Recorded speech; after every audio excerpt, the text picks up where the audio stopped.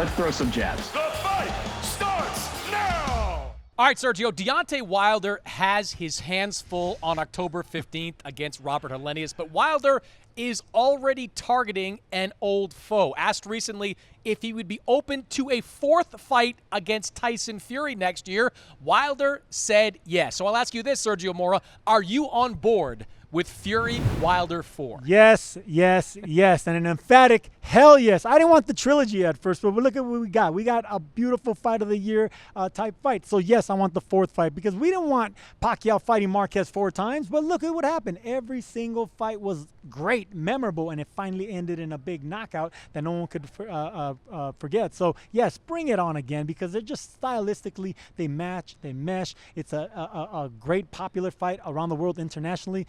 Bring it on. I want the fourth one, if that's the case. Look, I'm going to say a hard maybe because I want to see how Deontay Wilder looks in this upcoming fight against Robert Helenius, and then I want to see what Wilder looks like in a matchup with Andy Ruiz. Those are the two fights that have to happen before Wilder gets to a showdown with Tyson Fury.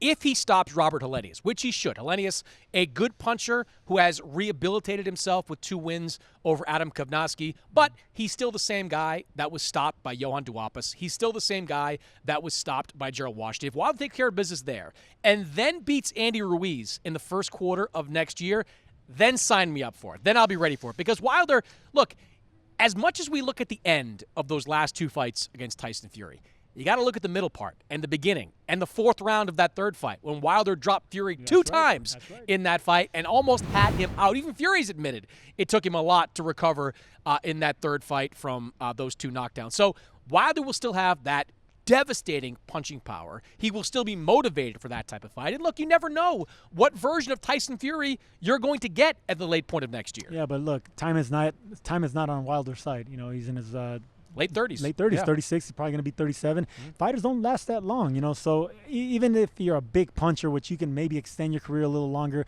Wilder started late. So I just think they should just do the fight right now. I mean, why let him marinate anymore? We know what we got for 3 times. There's no more marinating. There's no more Duhaupas. There's no.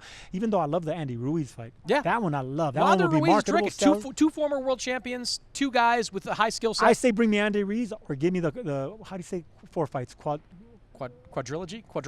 I think you got it wrong. Something like that. I don't know. It's one of them. But I know what you're saying. Give me that 4th fight. But you got to see the Ruiz fight first. Like, by all accounts, a Helenius fight should be a tune-up, should be a comeback type of fight. If it's the Deontay Wilder of old, he'll land something big on Robert Helenius and he'll put him down. The Ruiz fight's a little bit more different. Ruiz, while not being the same guy we saw in that first fight against Anthony Joshua, is still dangerous. Right. We saw him drop Luis Ortiz multiple times, a guy that Wilder had some trouble with when he fought him before he knocked him out.